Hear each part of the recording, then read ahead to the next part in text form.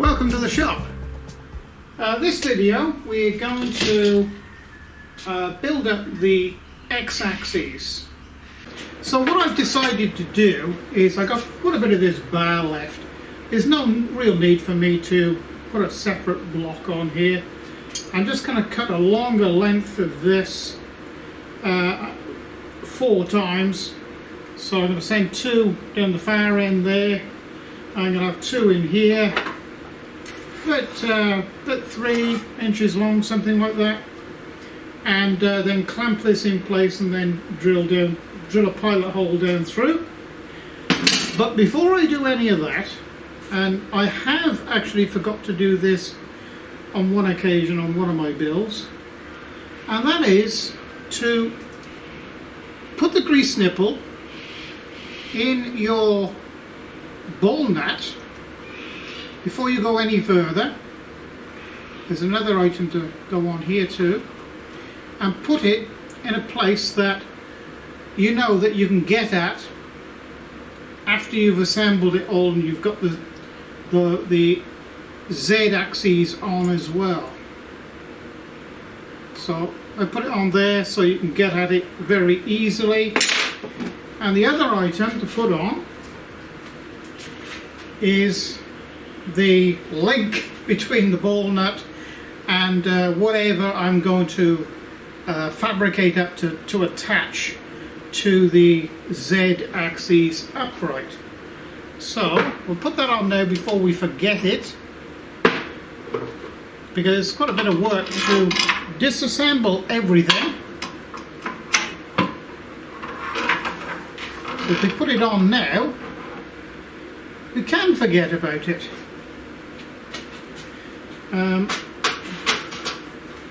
These again are 5mm bolts. I'm using 20mm long, just over 3/4 of an inch. Actual, yeah, 20mm. Probably no need to put 6 in, but you don't really want to leave an empty hole because it'll only fill up with muck. Right, so I have cut off some 3-inch lengths of 3/4, or should I say 75mm of 19mm by 3mm steel flat bar, and I've slid it in there, and because it's, you know, sort of floating around loose, now I want to put a drill through here. I'm going to be drilling about 2mm of the aluminium out on this side wall, plus I want to drill into that steel, so I've got a couple of hardwood wedges pushed in there to hold that steel plate up so I can drill through without it floating around all over the place. So I'm going to do one side at a time. So I'll put one in here, then turn the clamp round, put one in here. And then I'm fine to do the other two because there's 4 in this particular block. But before I do that, I'm going to preload this bearing. So then, you know, it's done, and I'm not going to forget about it. Now, this is the type of nut. So it's a square nut with a Allen or grub screw in. Very fine thread. So we'll put that on there, and it'll only go on one way. Notice there's a machine flat on there. So that mates up to this little spacer that's inside, that runs inside this seal. So we'll put that on there.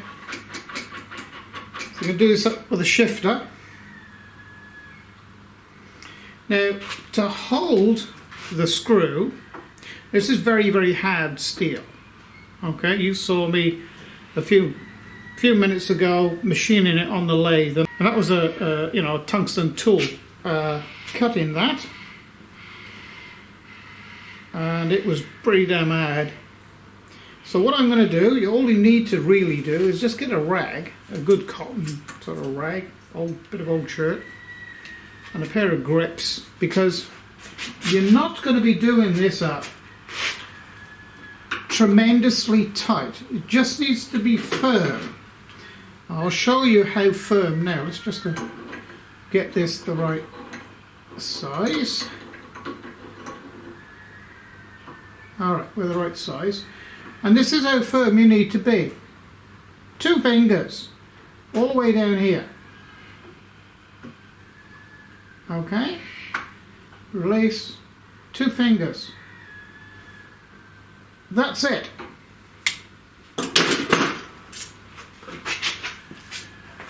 No tighter than that. So then turn this so the grub screw is up, and just nip the grub screw down so it doesn't come slack. Now, you know, you don't have to do this very tight either. Just 1 finger, just firm. See a lot of people, I guess, and they wonder why they bust something off or round a little grub screw off. That is all it needs. That's it. It's done. Never have to touch it again unless you dismantle it. So now I'm going to get these are the bolts. Let's just grab one of the bolts I'm going to put in. Okay, so these are the retaining bolts that I have. They're actually slightly longer than what I need, so I'm going to have to cut these off. But in my case, they're 6mm. 6mm high tensile bolt. I think it's high tensile. 4.8. Yeah, that's pretty high tensile, I think. Medium tensile strength. So I'm going to put a 6mm drill in there first. Same trick as we did with the linear rails, because I want to cut that side wall of the aluminium away and mark the steel underneath to give it a bit of a center mark, so I can get the 5mm drill, which is the tapping size, and drill through it. That's what we're going to do next.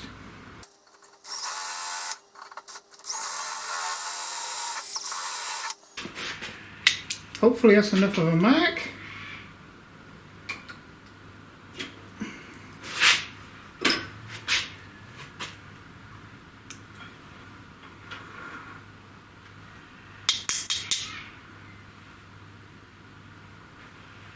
So I've got my center marks. So now I can drill this outside of that aluminium, and I can drill it, tap it, put it back in there, bolt it down, then I can do this side. Okay, so that was a pretty straightforward process of setting this screw up on the top of the rail. I think it looks quite impressive up there. I quite like it. You know, it's up out of the way of most of the dust. Normally I would have it in the center here, but I just thought I'd like to try it up there. So there it is. Anyway, and it's exactly 10mm off this face here, to the bearing block there, both ends obviously. And what I've also done, and I actually did it so I could get onto these, I actually drill these through down in here. I couldn't actually get the drill down in here because this plate was up here, and I thought, well, okay, there's no need to have that on there now, so I just cut that off, and I've just, you know, sort of cleaned it up, made it look a little nicer, took all the sharp parts out of it, and yeah, I'm actually going to call that finished now. There's no need to do any more to that. There's no need to take anything out of here. You know, it gives added strength to, you know, sort of keep that there. And not only that, you know, I can drill here and put brackets, you know, 'cause I'm not sure which side I'm going to have the cabling coming in yet. But, well, there you go. So that's all done. So my next job, oh, something I point out here as well. I've put some spare of those little sort of T-slot nuts that I made into the back of the rail, because I'm going to be putting some bracketry on the back here as well. And, you know, I'm not sure at which level I'm going to have it. So I just put them in there, because it's a bit of a pain, you know, dismantling all this plate off here to be able to get one of these in. So, you know, they'll be in there to stay. If they rattle around a bit, I'll just get a screw and put them, you know, screw in there so it bottoms out and holds it in there tight. But I'm not expecting any real problems. I've got plenty of spare ones in there to do with whatever I want on the back here. Okay, next job is to spot where this comes through the plate. Spot where it comes through the plate. It's, you know, I can measure it very easily. I know exactly, you know, where the centers of these holes are, so I can get to the center of this, no problem at all. And I'm just going to pop a hole in this aluminium plate, probably somewhere in the region. Let's measure it. I'm not going to get to that screw there. That's the only thing that's going to be covered. Let's have a look. 21 mil. So if I can put, you know, 25 to 30 mil hole there, fairly comfortable. Well, let's measure this. 25. So if I put something like a 30 mil hole there, because that's going to go on there, and it'll give me a little bit of clearance here. Although 10 millimeter off there, it's going to miss that anyway. I'll be able to get onto that. Yeah, you understand what I mean here. You know, plate goes here. I'll be able to get onto that screw okay, without any problem at all. So yeah, I'll be able to get onto that screw and do it up. And I can afford to come out, you know, a little ways, but normally I'll have it tight up against there. And I'm not going to put the holes in for the stepper motor yet. I can do that later, no problem at all. And as I told you right at the very beginning of this, I'm not using CNC machines at all. I'm just using my little pillar drill here to be able to drill my holes, and I'm using just an ordinary handheld drill to drill all these, to prove to you guys that you don't need a CNC machine to make a CNC machine. You just need to be able to accurately sort of mark out, you know, a hole and drill it. Really, that's all you need to do. You know, and be able to sort of cut things off to length, like you saw me do these. It's all very, shall we say, straightforward engineering. So I'll get on with this.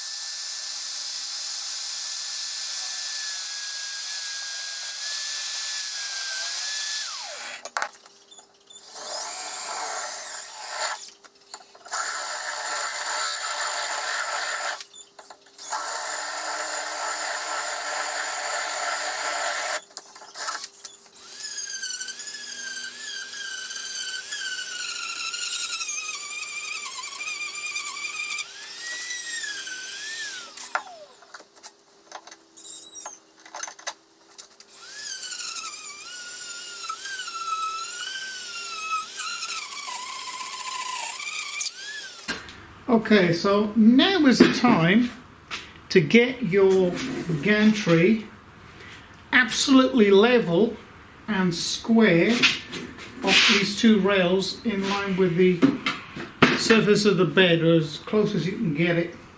And that's what I've been doing for the last half an hour actually. I just had to file a little bit out of the four main supporting bolts down here, or securing bolts down here, that goes onto the Y-axis bearing mount. Then, so I just took about 0.5 millimeter out of these and those, and that is exactly vertical, and I've got exactly 195 millimeters of gantry height, and it's exactly the same here. I don't know whether you can make that out with the camera. It's 195, and it's square on both rails. So now I can tighten this all up. So I do the two outer ones first.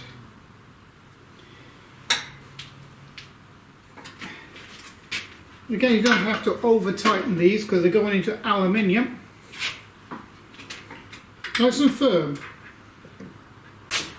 And again, these, I've just got this screwdriver actually pushed in there, wedged in there, because these blocks of wood were actually holding or supporting the gantry this end, and that's keeping it at the right squareness then, and the right height in relation to the one on the other side.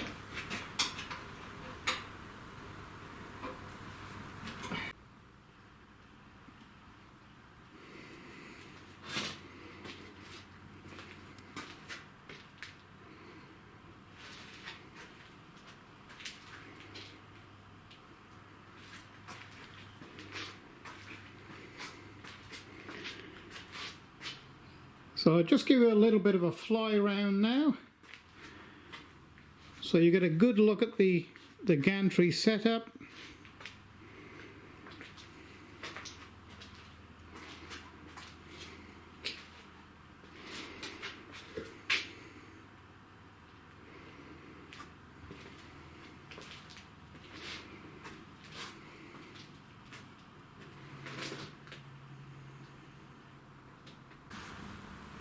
Well, I am really pleased with the outcome of this build.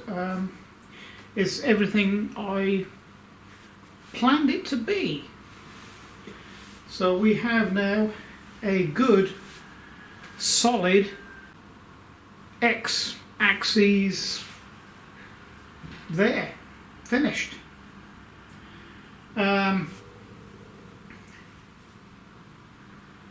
You know, there wasn't any problem with it at all. It just was so straightforward. Easy drilling, easy marking out, and easy fitment. It's the first time I've used this type of gantry extruded section, and I definitely use it again. For the X-axis, that is, for gantry material. I quite like the ball screw up on the top, out of the way. I don't know why I haven't done it before, actually. But there again, fairly easy to mount.